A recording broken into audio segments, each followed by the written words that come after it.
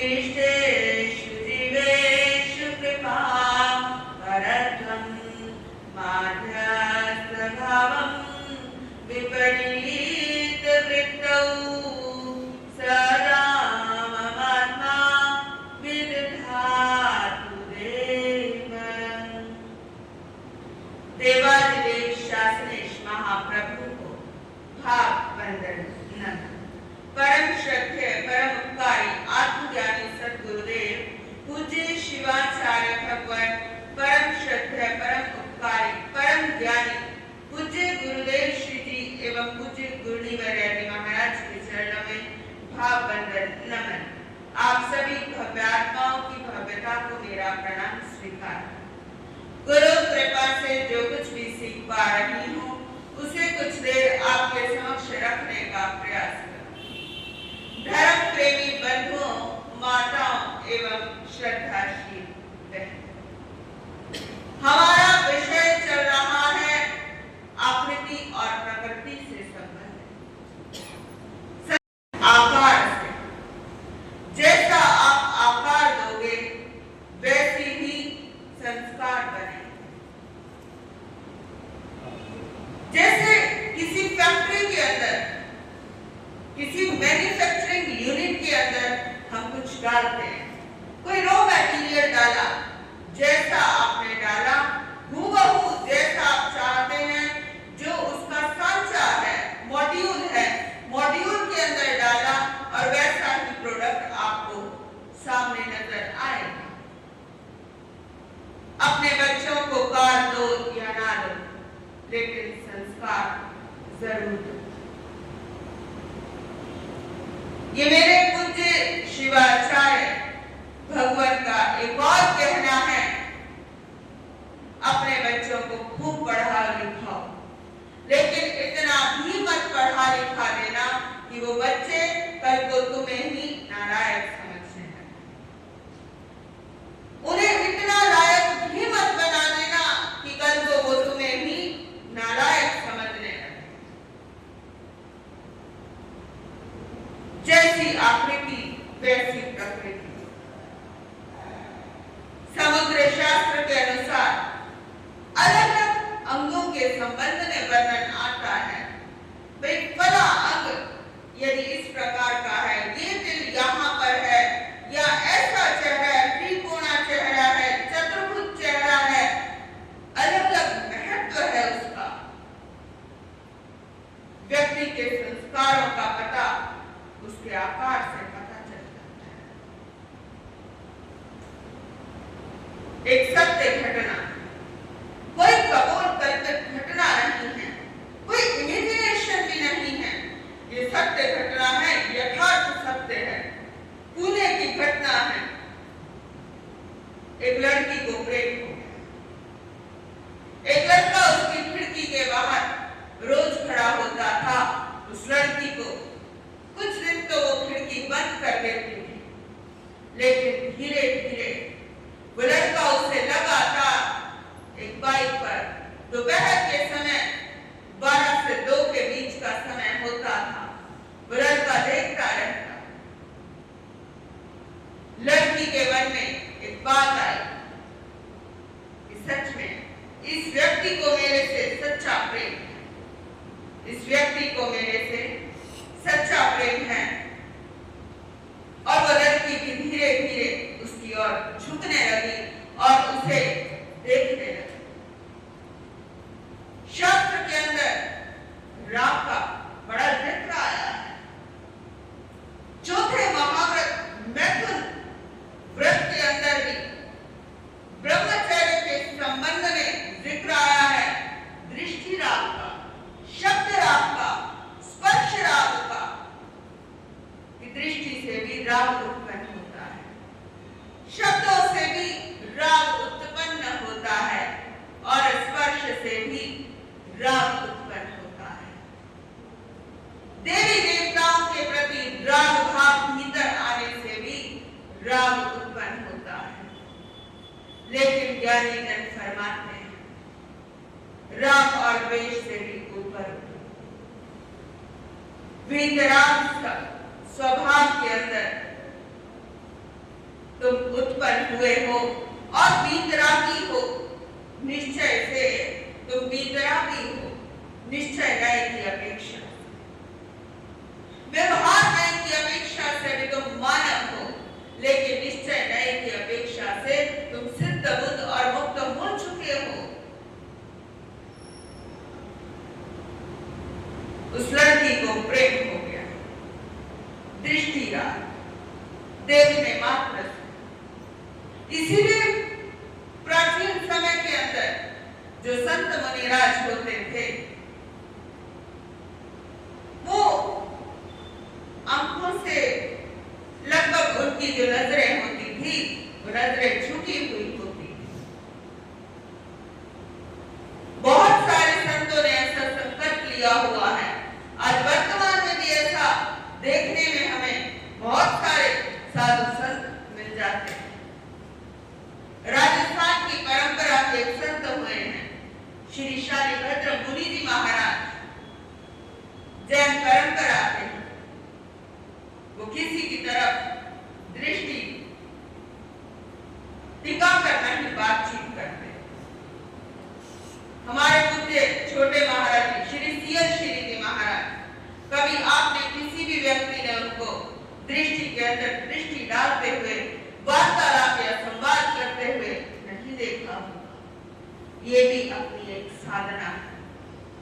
यदि नजर दोष से बचना है तो नजरें लगाकर बातचीत ना किया कर। प्रेम हो गया, प्रेम होने के बाद धीरे धीरे वो लड़के 10 दिन आया। 10 दिन के बाद वो लड़का दिखा नहीं। लड़की ढूंढ रही है इधर उधर गली के बाहर जाकर, वो लड़का आज दिख नहीं रहा। एक दिन वो अपनी मम्मी के साथ जाती है शाम को सब्जियां खरीदने के लिए। उसी सब्जी मंडी के अंदर वो लड़का दिखता है सब्जियां बेचते हुए। सब्जियां बेचते हुए नजर आया वो व्यक्ति, उससे प्रेम हो गया। एक पल के लिए फीलिंग ना आई, एक पल के लिए भावना आए कि मेरे संस्कारों में क्या कमी थी। मैं 1000 करोड़ रुपए के व्यक्ति की मैं बेटी, मैं जाति नहीं लेना चाहती, जाति का नाम नहीं बताना चाहती, लेकिन वो जाति हिंदू जैन परिवार के किस्सों की एक कहानी है और ये सत्य घटना है। बस इनडायरेक्टली मैंने आपको नाम दे। लड़की के घर के अंदर बात आई रिश्ते की। लड़की ने मना कर दिया कि मैं अपनी मर्जी से रिश्ता करूंगी। माता पिता ने कहा, कौन है वो लड़का जिससे तुम्हें प्रेम हो गया? लड़की को बिठा दिया कुर्सी पर और माता पिता बैठे हैं, भाई बैठा है नीचे जमीन पर और कह रहे हैं कि हम तुम्हारे से आगे हाथ जोड़ते हैं और तुम उसका नाम बताओ। लड़की ने कहा ऐसे ऐसे। वो लड़का मुझे देखता था और मुझे प्रेम हो गया और वो लड़का सब्जी मंडी के अंदर सब्जियां बेचता है। अब एक पिता कैसे ये सोचे कि सब्जी मंडी के अंदर सब्जी बेचने वाले से लड़की का विवाह कर दे।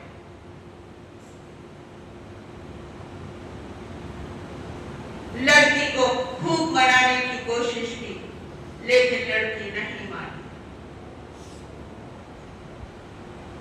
माता पिता ने खूब हाथ जोड़े। पिता ने कहा, आज मैं तुम्हारे आगे हाथ जोड़ रहा हूं, कल को तुम मेरे आगे हाथ जोड़ोगी कि तुम मुझे घर के अंदर बुला लो। लड़की मानी नहीं और अंत में ऐसा होता है कि लड़की भागकर शादी कर लेती है। वो मुस्लिम कल्चर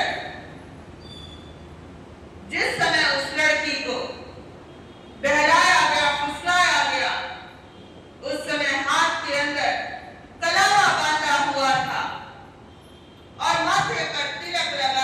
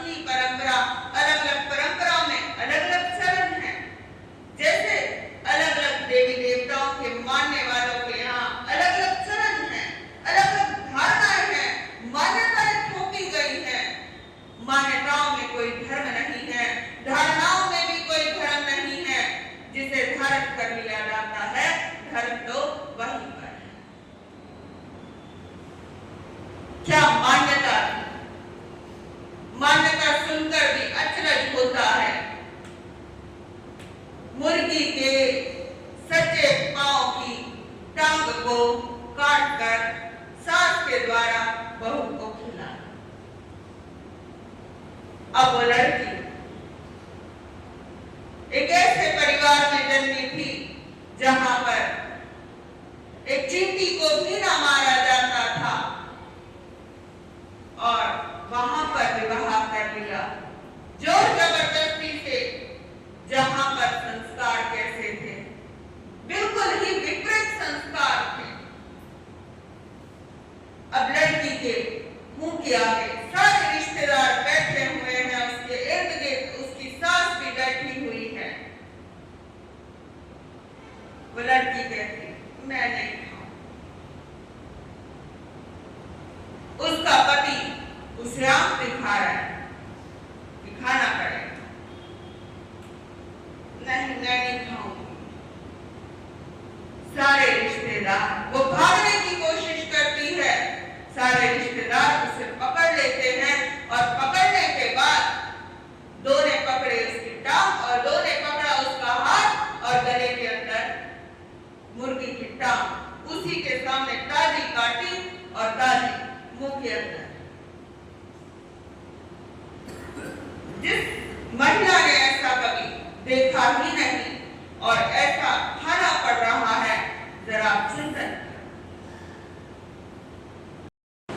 एक अच्छे खानदान की लड़की थी, जिस खानदान का नाम बड़ा ऊंचा था। उस लड़की के पिताजी धर्मस्थान के अध्यक्ष थे, प्रेसिडेंट थे और थोड़े ही समय के बाद वो लड़की कंसीव कर लेती है और उसके लड़की हो जाती है। लड़की होने के बाद वो और ज्यादा परेशान, क्योंकि जो ये समाज है वो थोड़ा अलग समाज है। यहाँ नारी को इतना आज भी महत्व नहीं दिया जाता जितना पुरुषों को महत्व दिया जाता है। अब वो उस माहौल में अभी तक रची बसी नहीं है। साल सवा साल उसके विवाह को हो गया है। पति का भी स्वभाव बड़ा खराब है, परिवार वालों का भी स्वभाव बड़ा बेरुखा सा है।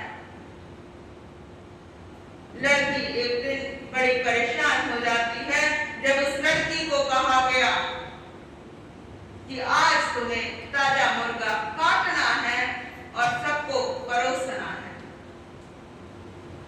अब रसोई के अंदर गई, दो बहुएं थी वहां। उन्होंने कहा ताजा मुर्गा रख दिया। मुर्गा हिल रहा है, चल रहा है, डुल रहा है। आज तो एक हरा। पति पीछे खड़ा है, सास पीछे खड़ी है।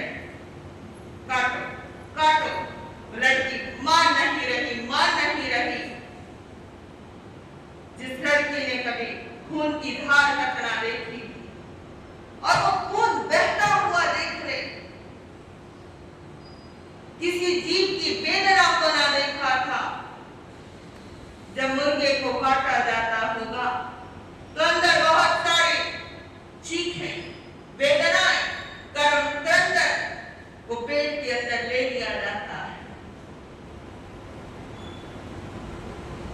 किसी की चीखों को खाकर, किसी की वेदना को खाकर हम कैसे खुश रह सकते हैं? बहुत सारे लोग ऐसे मिलते हैं जो बहुत सारा सेवन करते हैं।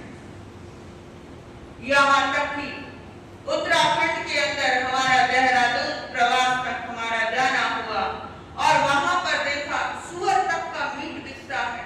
सुअर का भी मीट लोग कैसे ले लेते हैं, कैसे सेवन कर लेते हैं? क्या हिंसा सरेआम बिक रही है। हिंसा के नाम पर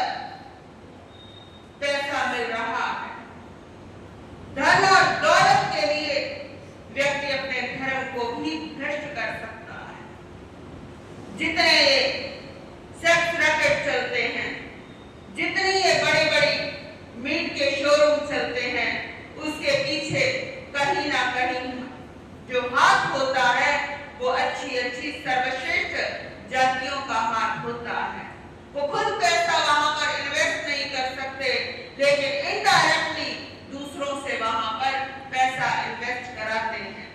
भगवान महावीर स्वामी का ऐसा कथन है, जो 7 कुव्यसन से बचेगा वही सही मायने में धार्मिक है।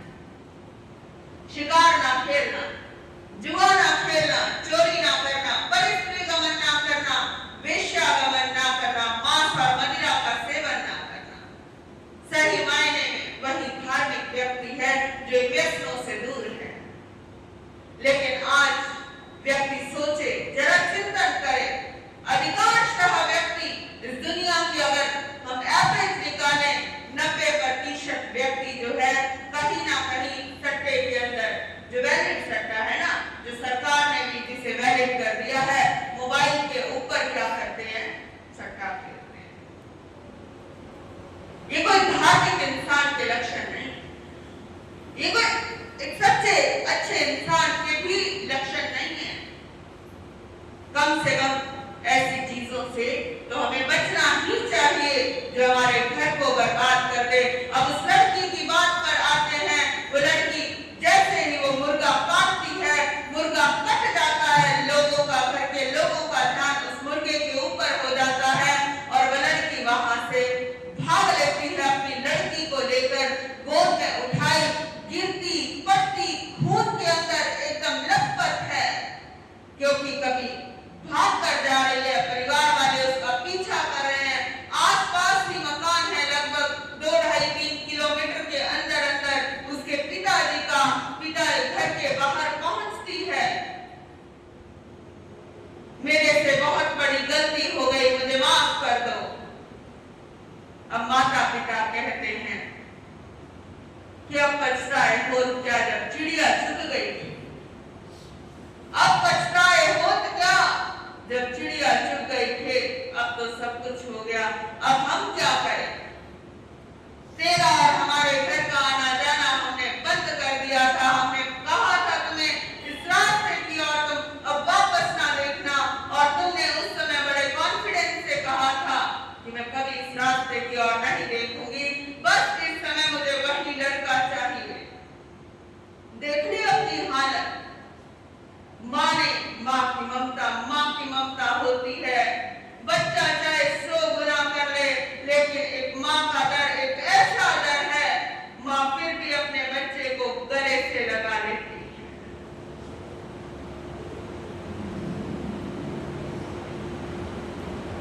माँ ने उस बच्चे को गले से लगा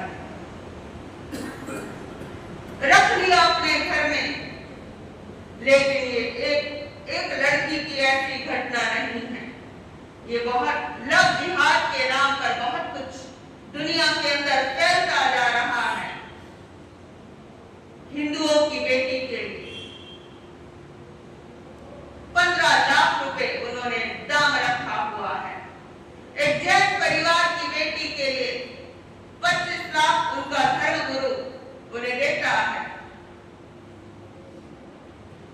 ब्राह्मण की बेटी के लिए लगभग 8 लाख कीमत तय की गई है, और एक सरदार की बेटी को यदि कोई मुसलमान फंसाता है तो उसे 50 लाख तक धर्मगुरु के द्वारा दिया जाता है। इस संसार के अंदर हिंसा फैलती जा रही है। यदि सही मायने में तुम अपने बच्चों को कुछ और दे पाओ या ना दे पाओ, बहुत कुछ तुम देने की हैसियत रखते हो। आज वर्तमान के अंदर मॉडर्न युग है, मॉडर्न एरा है। कार दो या ना दो, लेकिन संस्कार देना। कार दो या ना दो, लेकिन अपनी संस्कृति से जोड़ना, उनकी प्रकृति पर यानी उनके बिहेवियर पर इतना काम करना कि वो अपनी संस्कृति से जुड़े रहें और पाश्चात्य संस्कृति की तरफ आंख उठाकर भी ना देखें। वैसे तो पाश्चात्य संस्कृति हर तरीके से घरों के अंदर बच्चों के द्वारा एडॉप्ट की जा रही है, बड़ों के द्वारा भी एडॉप्ट की जा रही है। वस्त्रों के अंदर परिवर्तन, खान पान के अंदर परिवर्तन, रहन सहन के अंदर परिवर्तन। जब उन्हें समझाया जाता है तो वो एक ही बात कहते हैं कि भाई क्या है हमारा स्टेटस है, डाउन होता है जब लोगों को कहा जाता है कि विवाह के अंदर आप तुम्हारे यहाँ मांस मदिरा का सेवन नहीं होना चाहिए, मदिरा का सेवन नहीं होना चाहिए, विवाह रात्रि की अपेक्षा दिन के अंदर होना चाहिए, तो लोग क्या कहते हैं, सबसे बड़ा लोग क्या कहेंगे। यहाँ स्टेटस की बात आ जाती है, अरे पल तुम्हारा स्टेटस गिरता जा रहा है, तुम्हारे संस्कारों में कमी आती जा रही है, तुम्हारा लेवल तुम सोचते हो ऊंचा हो रहा है, तुम्हारा लेवल गिरता जा रहा है, तुम पतन के मार्ग पर बढ़ रहे हो। भगवान महावीर कहते हैं तुम धर्म की शरण में आ जाओ, जब हिंसा चारों ओर चल रही हो। कौन से धर्म की ओर? निर्ग्रंथ धर्म की ओर, जहां पर किसी भी प्रकार के कोई कॉम्प्लेक्सेस नहीं है, किसी भी प्रकार के कोई कॉम्प्लिकेशंस नहीं है, किसी भी प्रकार की कोई गांठ नहीं है। जहां पर गांठ है वहां पर अधर्म है, और जहां पर गांठ नहीं है वहां पर धर्म वास करता है। समय आपका हो गया है, इन्हीं भावों के साथ ओम अर्हं